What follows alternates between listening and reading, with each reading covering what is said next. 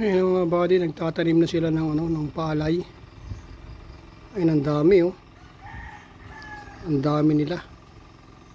Mga nakatumpok-tumpok na, katali-tali na yung mga palay doon oh. Yan ang tinatanim nila, kinukuha nila at kinakalat na nila. Kita yun sa kabilang side, yan oh, may mga tanim na oh. Bilis agad nila na ikalat. Yan oh. Magtanim ay di biro, maghapong nakayuko. Diba, ganyan talaga oh, nakayuko sila oh. Kaya sakit sa balakang yan. Kung mga bata-bata lang, okay lang. Pero kung medyo tiguwang na, yan, sakit na sa kabalakang yan, ganyang ano, nakayuko na maghapon.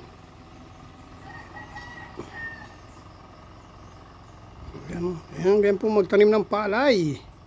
Yung mano-mano pagtatanim. Ano, yan, mga arawan naman siguro mga yan. At may merienda pa. Kita ko kanina, nagmerienda pa sila. Yan, sana yung mga ating mga magsasaka maraming maaning palay ngayon, lalo na rito sa ating harapan, para hindi lugi sa kanilang mga gastusin. Siyempre may ano pa yan, may abuno pa yan. Susunod yan, mag-i-spray pa yan sila, babantayan pa nila. Ayan, update lang tayo mga buddy dito sa Pusog, Ligaya, sa Blayan, Oriental, Mindoro.